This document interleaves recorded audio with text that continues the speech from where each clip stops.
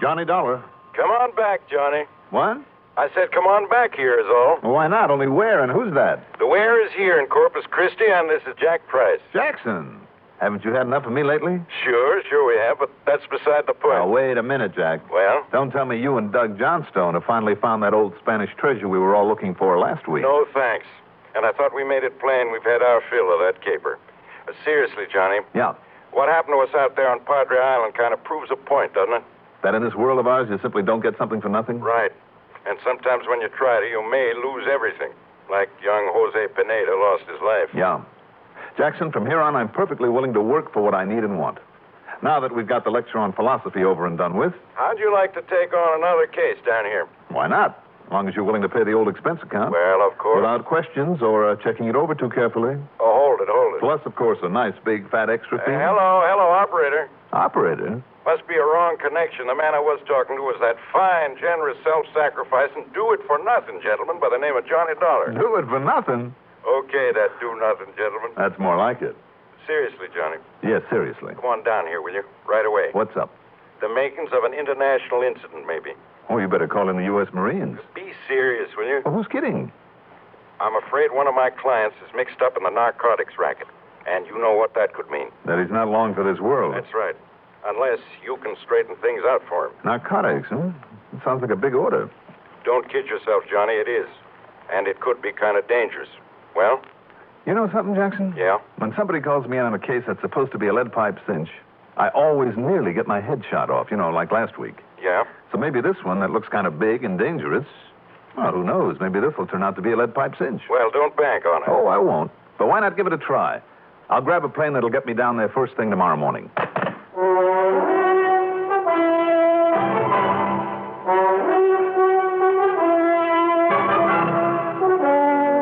The CBS Radio Network brings you Mandel, Kramer in the exciting adventures of the man with the action-packed expense account.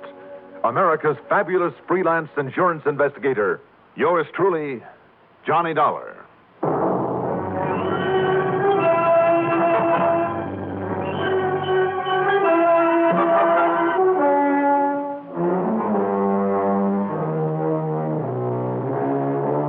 Expense account submitted by Special Investigator Johnny Dollar to the Tri-Western Life Insurance Company Corpus Christi office. Following is an account of expenses incurred during my investigation of the wrong doctor matter.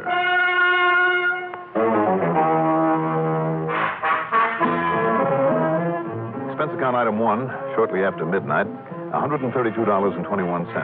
That's for a taxi out to Bradley Field and a plane ticket to Corpus Christi, Texas. As promised, I arrived early in the morning. Too early for Jack Price's office to be open, and there was no sign of him around the airport. So item 2 is $3 for a cab to the Robert Driscoll, where I grabbed some breakfast. That's item 3, $1.30. Then went up to my room, unpacked my bag, showered, shaved. Johnny Dollar. Jack Price, Johnny. I thought you might have signed in there at the hotel. Well, after all, Jackson, if you weren't up early enough to meet me at the airport... Oh, I've been up all right and down at the office. Now, this thing is even harder than I thought it would be. Oh?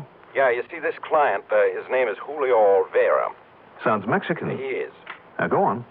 Julio worked the shrimp boats, down the Mexican coast, and they dump their catch off here. Yeah, so? Well, one of them started hauling narcotics up here, heroin. Much easier than smuggling it across the border on land. Now, Julio happened to be on board, so the judge gave him 3 years in the clink. But now he's out again. And back in the dope racket? Not if he can help it, Johnny. I'm sure of it. Not if he can help it? Right.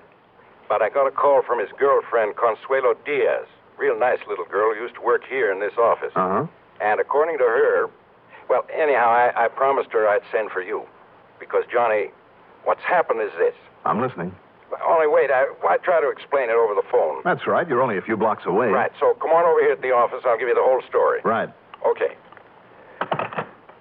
Now, let's see. I'd better take along the old 38 lemon squeezer.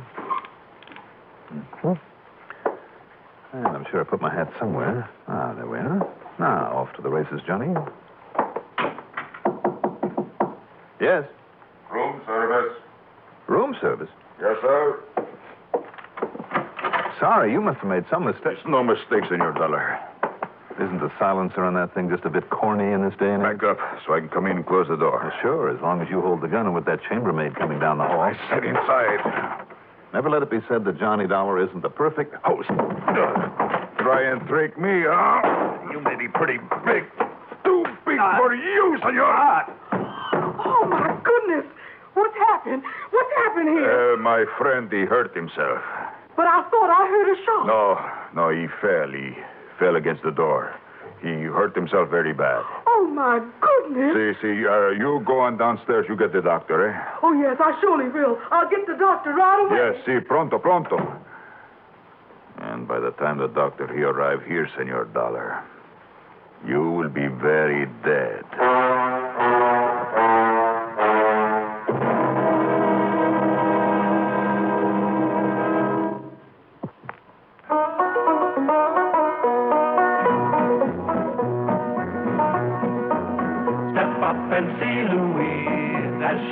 Through the breeze, hanging by her knees, up on the high trapeze. But first may we suggest a 7-Up you test. Its fresh, clean taste is best. Come be Louise's guest. No time to waste. You'll love that fresh, clean taste. As you fresh up with 7-Up, your thirst is quickly chased. The curtain's going up, so bring your 7-Up. And we will watch Louise swing on the high trapeze. Oh, she knows how to chill you. She really loves to thrill you. But what she likes best when it's time to rest is sparkling 7-Up. What did you say? For the very best when it's time to rest, fresh up with 7-Up.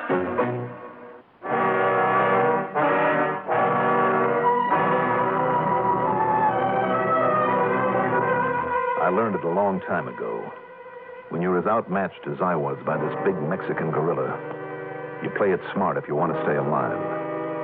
Which explains why I let that glancing blow of his send me to the floor with my knees pulled up against my belly.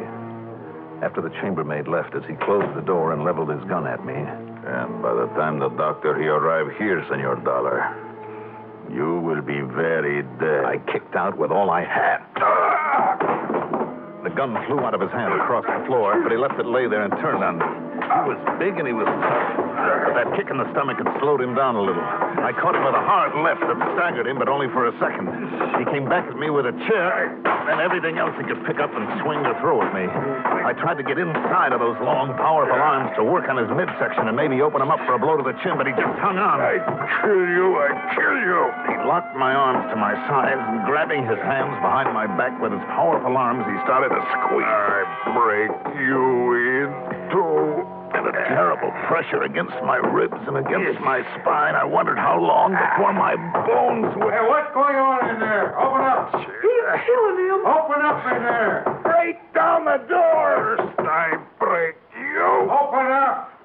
Here, I got a key. A key? Well, give it to me. What's the matter with you? Here you are. That's too late. Looks like I got here too late. You mean he's dead? Oh, I knew it. I knew something was wrong here. And now, maybe... Let me see now.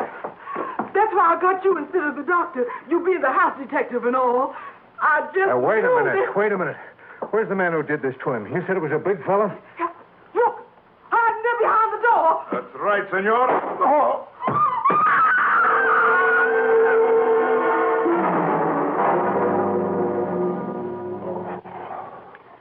Now, just take it easy, Johnny. The doctor says you've got a rest. Take it easy. Oh, hi, Jackson. Yeah, Oh, Jack. that's right. Another little sip of this brandy the doctor ordered. Yeah. Lie still, you bum. Here, take a slug of this. Oh, brother, what a reception committee you have in this town. According to the chambermaid, she smelled trouble and brought the house stick up here. Well, it looks like your reception committee must have been Hernandez. Hernandez? Diego Hernandez. When we met you out there at the airport, I didn't dream that Hernandez might find out about your coming here. Who is he, Jack? Well, you remember I mentioned Julio Olvera to you over the phone? Oh, yeah, the one who's just out of the pen. Yeah. Hernandez was skipper of that shrimp boat. Mm-hmm. He was the one who was running the heroin up here from somewhere in Mexico. As you know, that could mean from somewhere way to the south or from just barely across the border. Yeah, I know. But more important, Hernandez is the one who was never caught. He skipped across the border and disappeared. I see. But then Consuelo, that's young Julio's girl, and Johnny, she's the one who convinced me that Julio is on the up and up, keeping his nose clean. You got it all straight now, Johnny? Yeah, I think so. Go ahead. Okay. Well, she's the one who called me. She'd found out somehow that Diego Hernandez was here in town again. And that's when I called you in Hartford. And you didn't tell the police? Yeah, no, I should have. Well, sure you should have. Probably the Narcotics Bureau, too. Well, they all know it now, of course. You see, when you didn't come to the office and I came over here and found out what had happened to you... What about the girl, Consuelo? Well, she was afraid, and I don't blame her, that Hernandez had come here to get young Julio. Why? Because it was his testimony in court 3 years ago that put the finger on Diego Hernandez and his drug racket. Oh, I see. Anyhow, early this morning, she called me again. Hernandez had been out there to see her to try and make her tell him where he could find Julio. And did she? No. In spite of Diego's claim that he only wanted Julio in on a business deal, which, of course, is exactly what she didn't do. What's the matter? Of course. What? She must have been the one who told Hernandez you were coming here. You know, in the hope it would scare him off. Oh, well, thanks a lot, Consuelo, whatever your name is. Yeah. But the point is this, Johnny. And darn it, I forgot to tell the police, but they'll be coming here any minute now to talk with you about this attack. I'll tell them then. Tell them what, Jack? Consuelo had no way of warning young Julio. He's been out of town, coming back this morning. He'll be stopping by to see Consuelo. But if Hernandez goes back there and finds him there, heaven help him. Come on, Jackson. We got... Now, you stay in that bed, Johnny. Now, take it easy. What's the matter with you? We got to get to Julio and that girl before he does, if we're not too late already. Well, Johnny, when the police come... Will you stop wasting time and help me get into my clothes? But the police are on their way up here now, right now. But we'll leave them a note or something, that's all. Well, like I said, Johnny, I haven't yet told them about Consuelo and Julio Jackson, and... over there at the desk. You write him a note while I finish dressing, and don't waste any time about it.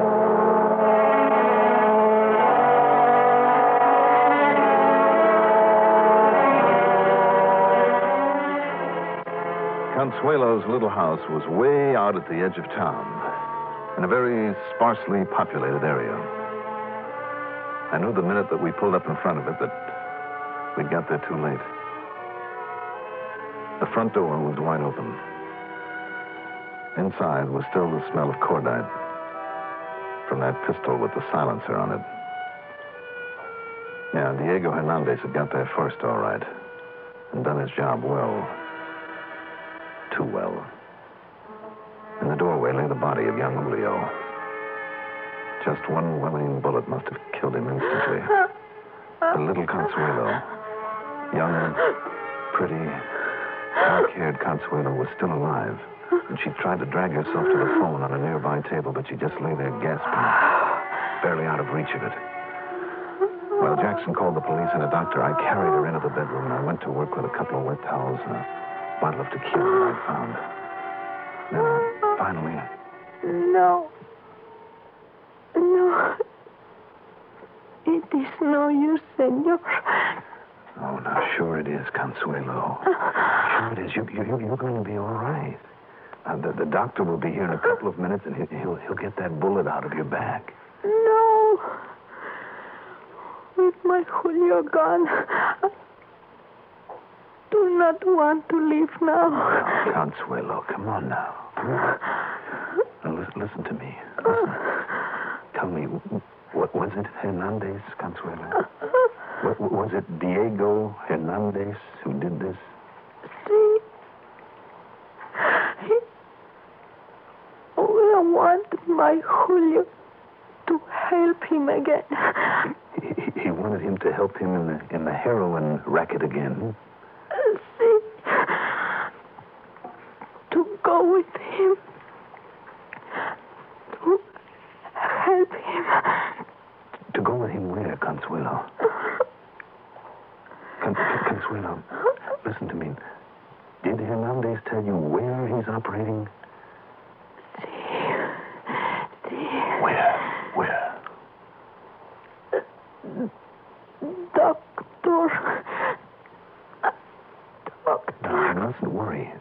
doctor will be here.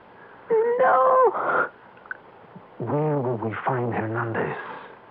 I tell you. That's right, Consuelo. That's right. Tell me. The doctor will last question. Maybe it'll be Dr. Velasquez, but please, Consuelo. Where will I find Hernandez? Where, Consuelo? I say it. Yes? Dr. Velasquez. Consuelo, I know the doctor is on his way.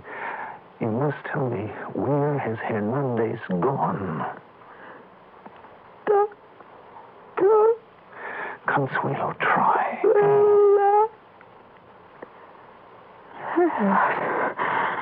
Consuelo. It's okay, Johnny. The cops and Dr. Parker are on their way. Parker? Yeah, so we could... Oh. Is she... Yeah. Too bad. She was a pretty little thing. She sure was. Could she give you any lead on Diego Hernandez? No, I'm afraid she didn't make very much sense, Jackson, before. Wait a minute, maybe she did. What? Maybe she did.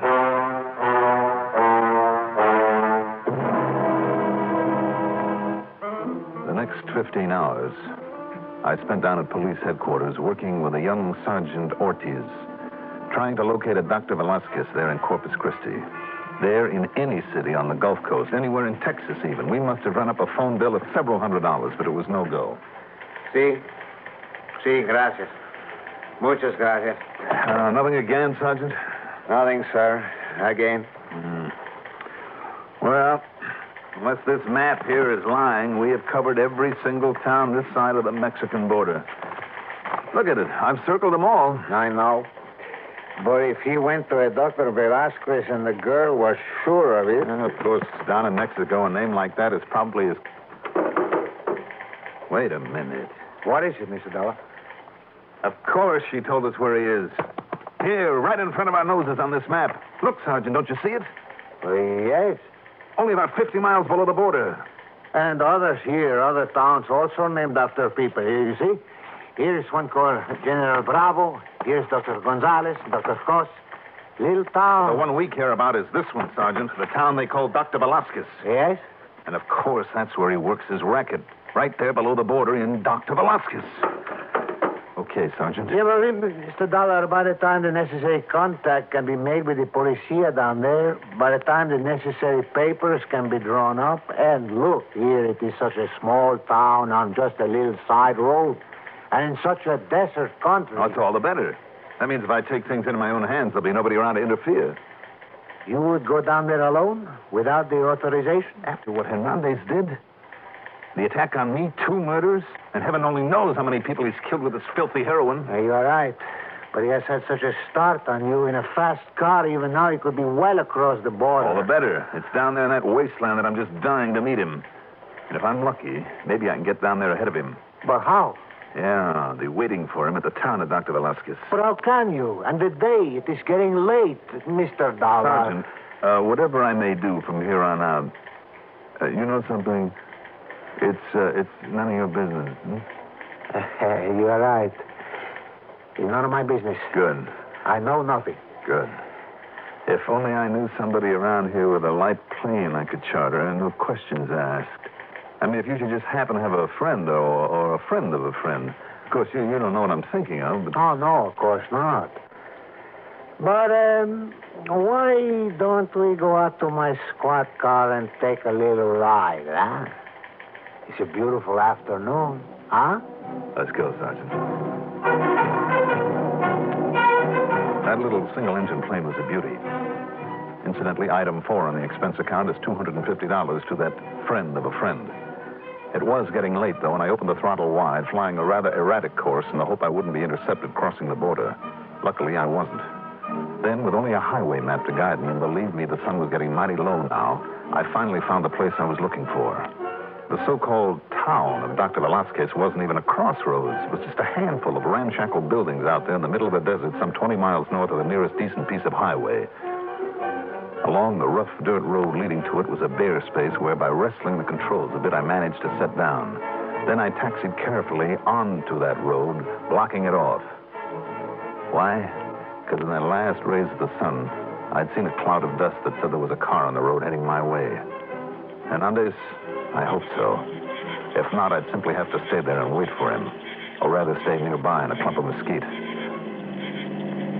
It was Hernandez, all right. And as the headlights picked up the plane, barring his way... Just hold everything, Hernandez. And don't reach for that gun. You again? That's right. Keep 'em up over your head. What are you doing out here? What's your guess? I will kill you, Senor Dollar. Like I meant to kill you before. Sorry. This time I have the gun on you. It will do you no good. Turn around. Keep those hands up in the air. I will kill you. Remember that. Aren't you getting a little tired of killing? This gun of yours will be a nice souvenir. Thanks. So, you have what you call the advantage, eh? That's right.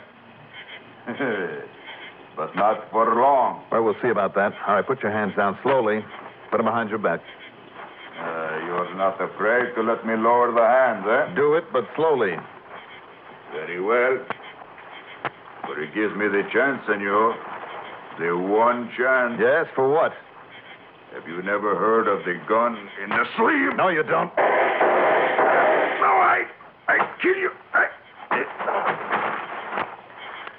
Why don't I ever learn to frisk one of these punks before I let him lower his hands? Next time I might not be so lucky.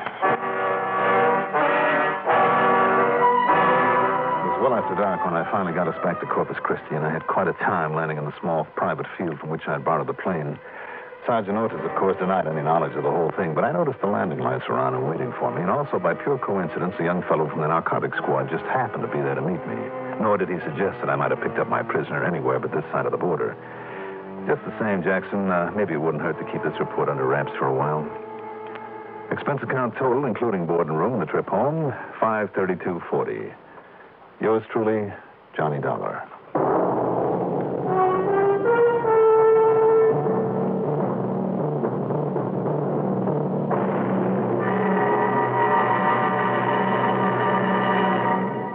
If you ever suffer a touch of arthritis or rheumatism, and you've never tried mentholatum deep heating rub, you can't know how good its deep heating action can make you feel. As you massage it into painful areas, you feel its deep heating action. You know relief is on its way. Mentholatum Deep Heating Rub is an extra strong combination of active ingredients for safe, temporary relief of minor arthritic rheumatic pain. Use greaseless, stainless Mentholatum Deep Heating Rub often. Now, here's our star to tell you about next week's story. Next week, 1 murder, 3 suspects, and each of them with plenty of reason, plenty of opportunity. Join us, won't you? Yours truly, Johnny Dollar.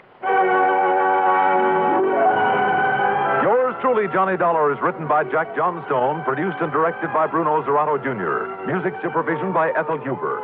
Johnny Dollar is played by Mandel Kramer. Also featured in our cast were Ralph Camargo as Diego, Bob Dryden as the sergeant, Deli Sonnenberg as Consuelo, Lawson Zerby as the voice, Maurice Tarplin as Price, and Hilda Haynes as the maid.